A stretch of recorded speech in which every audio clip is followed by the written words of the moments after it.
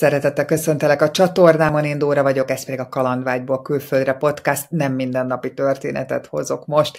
Képzeld el, hogy 67 évesen hátat fordítasz a megszokott életednek, és digitális nomádként új fejezetet nyitsz Spanyolországban. Andi pontosan ezt tette, elhagyta az ebegényt, a festői Dunakanyar egyik gyöngyszemét, ahol már minden ösvényt, kilátást ismert, és úgy döntött, ideje továbbállni. Ma havonta vált várost, mindig új tájak, kultúrák fele fordulva, miközben online dolgozik. Bizonyítva, hogy a kíváncsiság és a rugalmasság nem kor kérdése. Ebben az epizódban Andi megosztja velünk, hogyan alakította át életét, milyen kihívásokkal és örömökkel jár ez az életmód, és mit tanácsol azoknak, akik hasonló útra lépnének.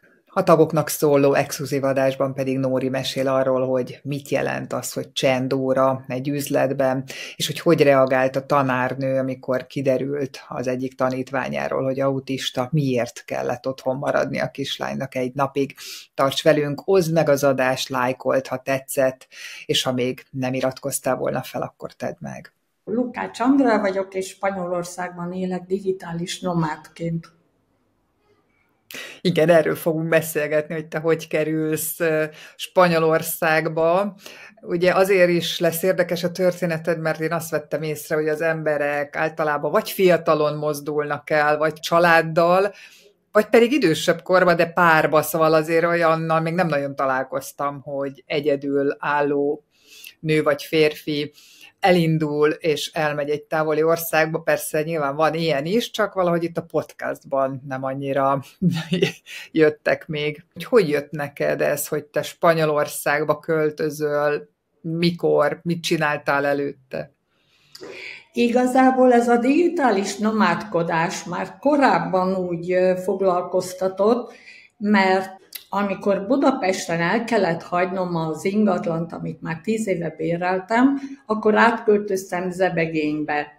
És eleinte baromi érdekes volt minden, új barátok, új ismerősök, kertészpartnerek, tehát minden nagyon izgalmas volt, sok kirándulás, sok túra, volt inspiráció, sokat fotóztam, mert nagyon szeretek fotózni, de aztán úgy másfél év után azt vettem észre magamon, hogy kezdem unni magam, már mindent láttam, már mindenkit ismerek, és igazából egy ilyen, azt hiszem január hétvégén keseregtem a fiamnak, hogy jaj, hát ez így valahogy nekem nagyon nem okés. De várjál, de mi nem tetszett? Az, hogy távol vagy Budapesttől, hát előtte hosszabb Budapesten éltél? Nem, hogy is mondjam, nem ért elég impulzus. Tehát én ugye egy kos szülött vagyok, azt hiszem, ez sok mindent elárul, izgága világéletemben szerveztem, a családi ebédektől kezdve a nemzetközi konferenciákig, tehát én egy ilyen nyüzsgő valaki vagyok, és nekem az nem való, hogy egy sötét házban, egy völgyben, ott ücsörögjek a 3 monitorom előtt, szépen dolgozgassak, néha kommunikáljak az ügyfelekkel, néha kimenjek a spárközérbe egy kifliért, tehát ez nekem olyan unalmassá vált, és egészségileg meg most éppen olyan fázisban vagyok, hogy úgy gondoltam, hogy megengedhetem azt magamnak, hogy útra keljek, és újra világot lássak, ahogy annak idején, ugye gyerekkoromban is folyamatosan a szüleimmel világot láttam, tehát nekem ez az életforma ez sokkal jobban tetszik, mint ücsörögni egy házban és ott dolgozgatni. Mondod, hogy gyerekkorodban sokat utaztál, később felnőttként éltél bárhol külföldön? Gyerekkoromban 4 évig Burmában, 4 évig Irakban éltem a szüleimmel, és akkor az első állásomban már nagyon sokat utaztam, főleg Párizsban, mert egy UNESCO alapította cégnek voltam a nemzetközise, először a vezetőhelyettese, aztán a vezetője, és emiatt sokat kellett kijárni az UNESCO-ba. Utána pedig, amikor televízióztam, akkor is nemzetközisként dolgoztam, akkor is sokat jártam külföldre, Pluszban Kemény Henrik bábművésznek voltam a tolmácsa, illetve ilyen nemzetközi menedzsere, és ő vele is rengeteget utaztam, például Spanyolországba. Tehát gyakorlatilag nekem életformám az utazás. Így foglalhatnánk össze. Tévében hol dolgoztál pontosan, mit csináltál? A Magyar Televíziónak dolgoztam eleinte, a nemzetközi kapcsolatok osztályon francia, angol, japán, azt hiszem ezeket a területeket vittem referensként, aztán megszültem a kisfiamat, és akkor utána kicsit csökkentettem a nemzetközi tevékenységemet, és átálltam egy picit az online kommunikáció területére, és az MTVA-ban, ami ugye az MTV-nek az utód intézménye, ott már a kommunikációs osztályon dolgoztam, belső kommunikáció és külső kommunikáció volt a területem. Hát az tényleg ezek ilyen nyüzsgéssel járó állások, munkák, tárgyalás, megbeszélés, utazás. Mit csináltál pontosan? Mit csinál egy referens az MTV-nél? Hát az egy nagyon szép munka volt, imádtam. Azt kell mondjam, hogy imádtam. Nagyon sok külföldi barátom is lett. Bilaterális egyezményeket kötöttünk például a francia tévécsatornákkal, a japánokkal, az egy fantasztikusan jó állás volt, azt nagyon szerettem. Igaz, hogy az előtte lévő nemzetközi állásomat, amit a egyetem elvégzése után csináltam az Országos Oktatástechnikai Központban, az is nagyon érdekes volt, tehát az is nemzetközi tevékenység volt, ott meg az UNESCO-sokkal kellett sokat együtt dolgozni, illetve nemzetközi konferenciákat rendezni. Hogy lett ebből az alkalmazotti létből egy digitális nomád munka? Tök egyszerűen átszervezéssel. Hát ugye nyugdíjkorhatárhoz közeledve valahogy mindig átszervezik az embert, úgyhogy én gyakorlatilag a 27 év után a státuszból kikerültem, és akkor utána azt, amit addig másodállásként csináltam, azt főállásba folytattam. Mit csinálsz? Mikro- és kisvállalkozások online promócióját igyekszem elősegíteni, illetve akik igénylik, azoknak mentorálok, mert tanítani nagyon szeretek. Ugye mondtad, hogy Zebegényben éltél másfél évig, és valahogy ott érezted azt, hogy el akarsz indulni. Miért pont Spanyolországba mentél?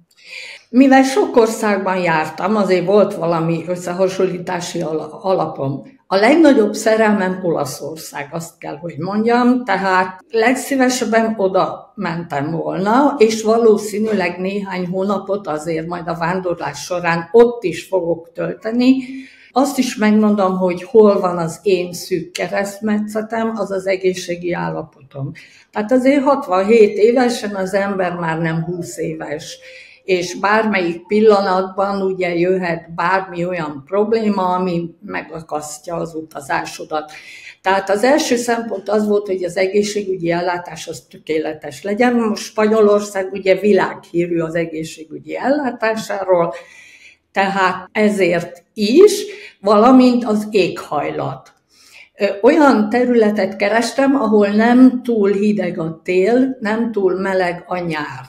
És ez így a vizsgálódásaim alapján Costa Blanca térségére esett, amire azt mondják, hogy nem olyan meleg a nyár, mint például Costa del Solon, és nem olyan hideg a tél, mint mondjuk Észak-Olaszországban.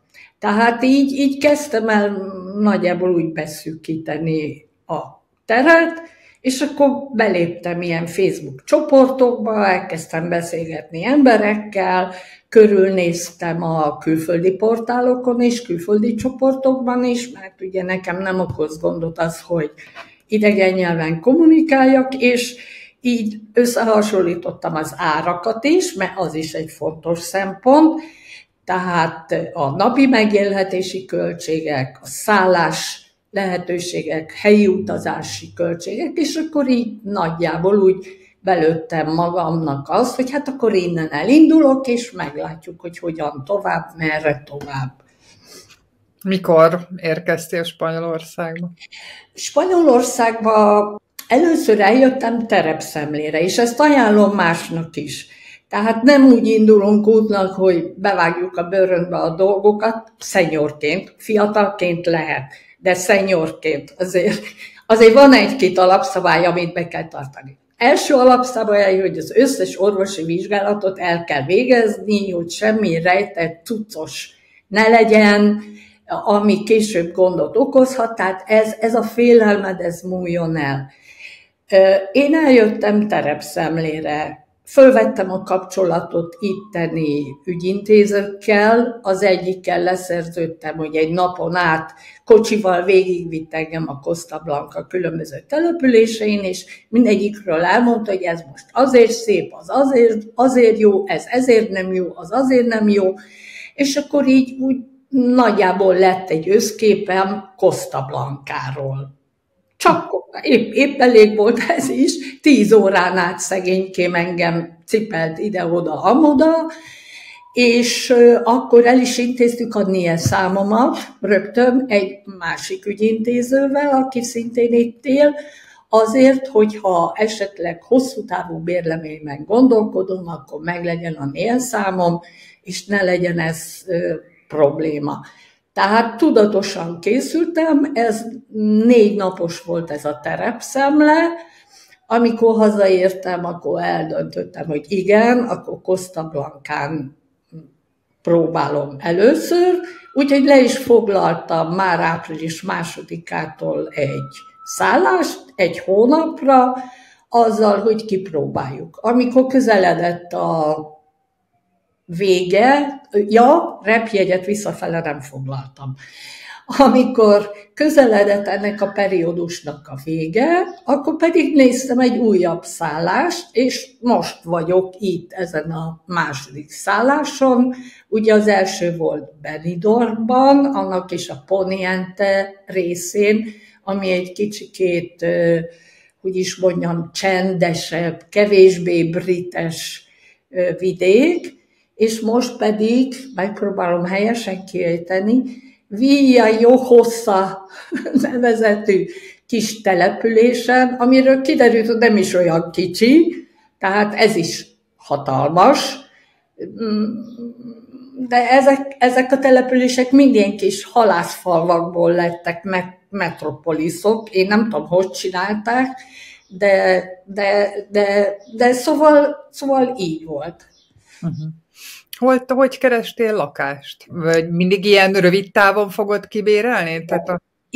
Igen. Gondolkoztam azon, hogy ingatlan eladásokból, tartalék pénzből vegyek valami ingatlant itt Spanyolországban, de rá kellett, hogy jöjjek, hogy ugyanabban a problémába fogok belesétálni, amiben zebegénybe belesétáltam. Hiába szép, egy idő után, miután mindent felfedeztem, megint el fogom múlni magam, és megint mennék tovább. Na most azért azt egy spanyol ingatlannal megtenni nem olyan egyszerű, ugyanis itt önmagában az átírás az egy horror költség. Tehát ez nem úgy megy, mint otthon, hogy egy kis illetéket, egy kis ügyvédet kifizetsz, hanem itt nagyon komoly, súlyos pénzeket kell kifizetni ingatlanok adásvételénél.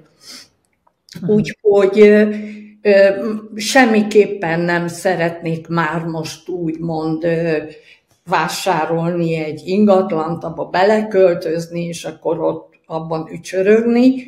Én inkább most vándorolnék 2-3 naponta. Kirándulás, környék megismerése, felfedezése, tehát inkább amíg bírom egészségileg.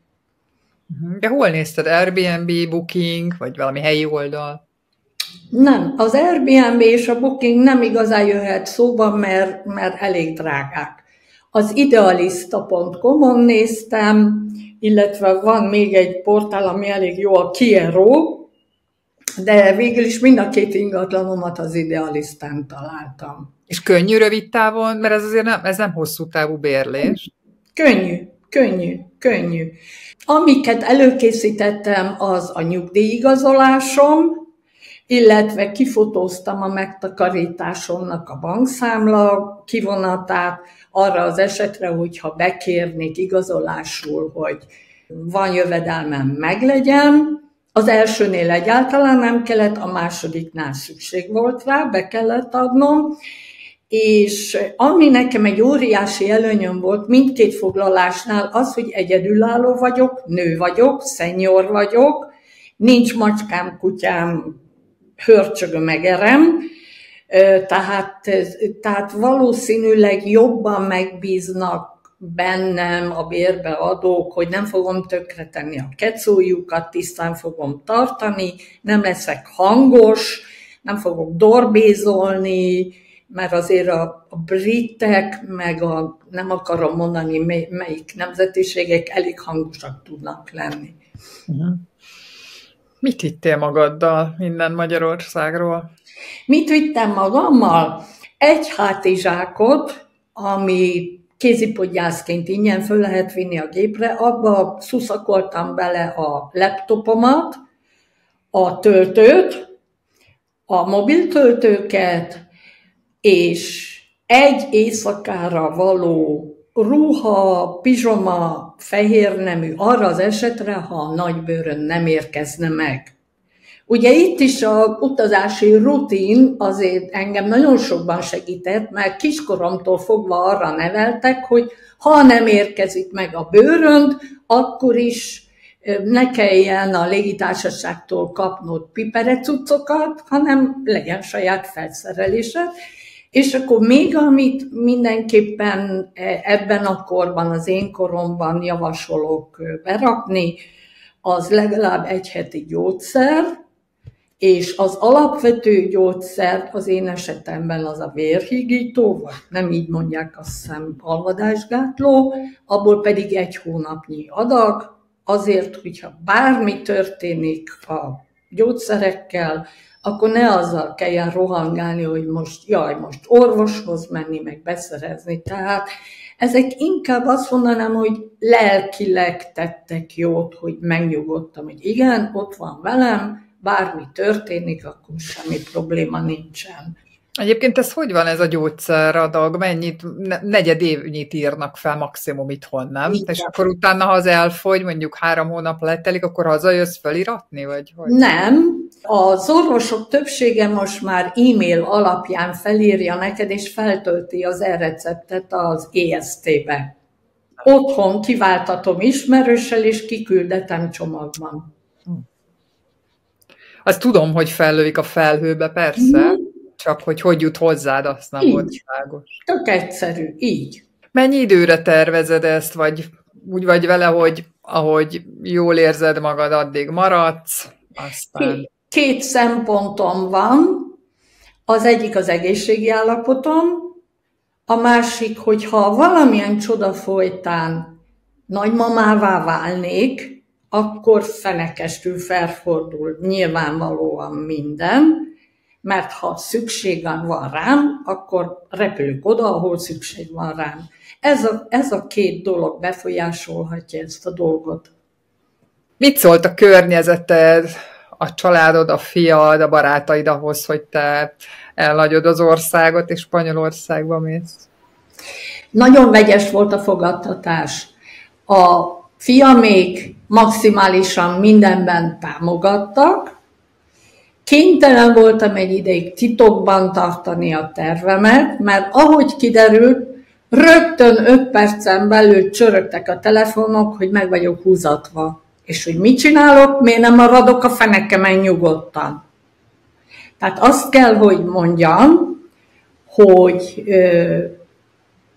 ketté oszlott a társaság. Voltak, akik nagyon támogattak mindenben, voltak, akik meg mindenáról le akartak róla beszélni. A mai napig kapom, hogy de hát azért jobb lenne, ha itthon is lenne egy lakásod, de hát azért mi lesz, hogyha egészségileg már nem vagy olyan jól. Tehát gyakorlatilag Miért készüljek én föl előre a rosszra? Így van. Hát majd jön. Ha akar, akkor majd jön, és akkor majd kezelem.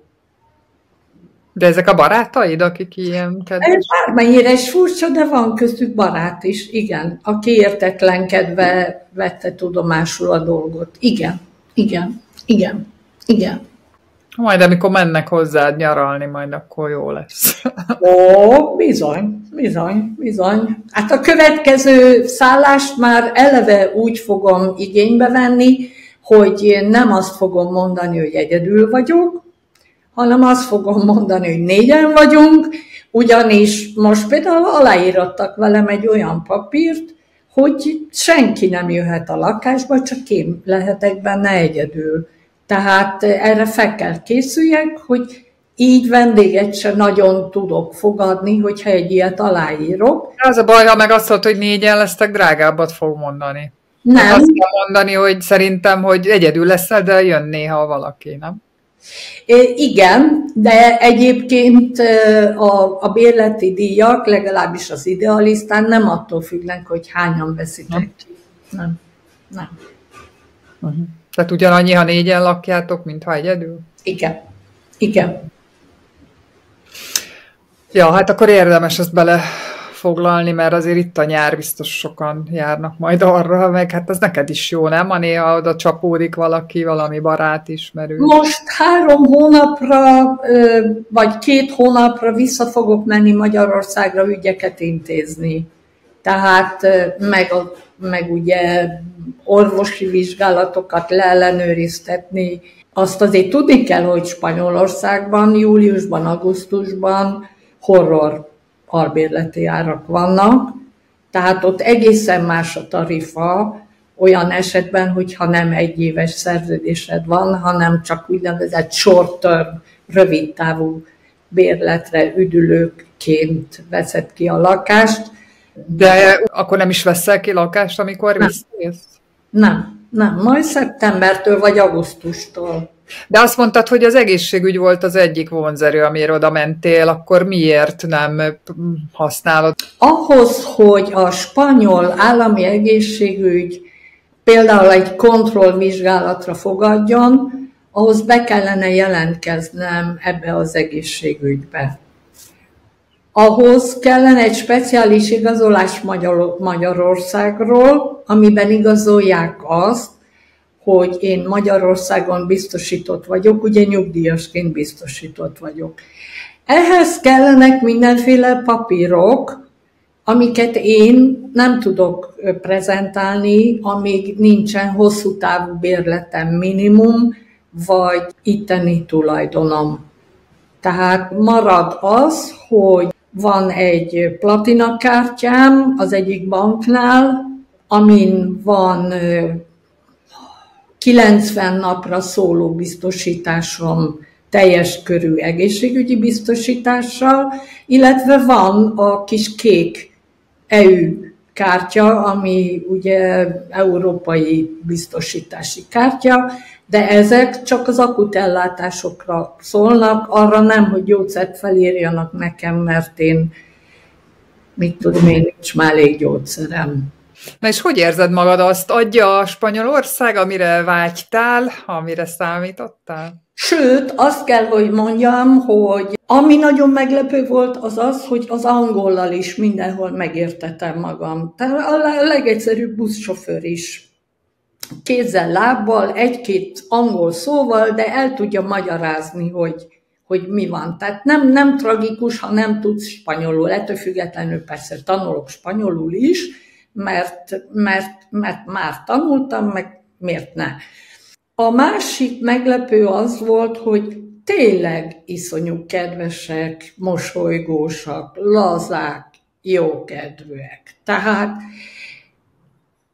én nem tudom, hogy ezt hogy csinálják, de mindig mosolyognak, És a buszon a gépkocsi vezető az utasokkal, mintha családtag lenne, úgy kommunikálnak. Átkiabál a buszsofőr a busz hátuljába, onnan előre, és közben röhögnek, nevetnek, érződik a tónuson, hogy jól érzik magukat. Igen. Árak, költségek? Árak, költségek. Ezt nem szeretik otthon hallani, tudom, nem szeretik otthon hallani, de itt egy bevásárlásnál hát másfélszer akkora a kosárban lévő élelmiszernek a mennyisége ugyanazért a pénzért. Hát már mindenhonnan ezt halljuk, hogy mindennél drágább lassan Magyarország. És a minőségről meg ne is beszéljünk. Tehát itt a legolcsóbb cucc is sokkal minőségibb. Én ezt se tudom, hogy csinálják, és ez nem csak az eperre vonatkozik, meg a gyümölcsökre. Tehát maga a sajt, a csomagolt sajt is ízesebb, ízletesebb és olcsóbb. De nem ez volt a kijövetelemnek az oka. Tehát ezt azért hangsúlyozom, hogy ez csak egy kellemes meglepetés, hogy jaj, de jó, a nyugdíjból ki tudok jönni. Ezt akartam kérdezni, hogy egyébként a bevételed az miből ered, mert sokan ugye azért nem indulnak el, mert azt gondolják, hogy nem tudják ezt megvalósítani, mert mondjuk van egy nyugdíjbevétel, tehát mondjuk vegyük a te korosztályodat, van valamennyi pici nyugdíjuk, és akkor az hogyan, de hogy van valami kiadó lakásod, esetleg ugye dolgozol is mellette, tehát hogy miből adódnak össze neked a bevételek? Szerencsés vagyok, mert világéletemben bejelentett állásom volt, és azért nem alapbérrel indultam az egyetem után, hanem már akkor kiemelt vezetői fizetést kaptam. Jó, hát kellett érte az egyetemen keményen tanulni, meg nyelvvizsgákat letenni, tehát nem azt mondom, hogy az ölembe hullott ez a lehetőség, és mindvégig bejelentett állásom volt, aminek következtében nem minimál nyugdíjban részesülök. Tehát ez tény. És akkor ezen kívül az online vállalkozásomból is van bevételem, azt is hozzá tudom tenni, tehát azt kell, hogy mondjam, hogy ez így okés. Amit azoknak javaslok, akik hasonlóban gondolkoznak, hogy legalább egy fél évnyi tartalékpénzük azért legyen. Tehát az nem működik, hogy mindent eladunk otthon, legatyásodunk, kimegyünk, elkötjük 2 hónap alatt, aztán utána ránk zúdul a keserűség. Tehát azért tervezni kell. Itthon nem számoltál fel mindent, tehát bármikor vissza tudsz jönni? Nincs otthon lakásom, ahol a cuccaim vannak, ott maradhatnak a cuccaim, de tulajdonképpen Magyarországon nem sok mindenem maradt. A kedvenc kis buszom az ott maradt, de azt most el fogom adni, mert így sok értelme nincsen. Ki nem tudom hozni, mert nagyon öregecske szegénykém. Úgyhogy ez a másik dolog, amit mondanék, hogy csak az tudja ezt az életmódot bevállalni, akinek nincsenek otthon gondozásra szoruló szülei, vagy gyereke. A gyerekek már kirepültek, tehát nem az van, hogy kicsik még. És hát az is beletartozik, hogy a párja mennyire tud azonosulni azzal, hogy most akkor egy ilyen életmódváltás van. Én egyedülálló vagyok, nekem ezzel a problémával nem kellett megküzdenem. Zárásként mi a legjobb abba, hogy ott vagy a Costa Blancán, és ott élsz most? A rengeteg inspiráció. Egyik nap se ugyanolyan, mint a másik. Állandóan böngészem a térképet, hogy jaj, most akkor ide megyek, oda megyek, amoda megyek, a héten is elmegyek Alteába újra, mert amikor először voltam, zúgott végig az eső, úgyhogy meg kell, hogy nézem napsütésben is. Santa Pólába tervezek a héten elmenni, és Alicante környékén van egy park, amit nagyon dicsérnek, oda mennék el. Amikor ezt a szállást kiválasztottam, az is szempont volt, hogy közlekedésileg jó legyen, és itt van az a bizonyos villamos, ami jár Alicante és Benidorm között, továbbá Benidorm és Dénia között, ami gyakorlatilag teljes Costa Blancát szépen végigjárja. Tehát csak kisétálok 7 percre a villamos megállóba, és a villamossal gyakorlatilag Costa Blanca teljes területét be lehet járni. Honvágyad nincs?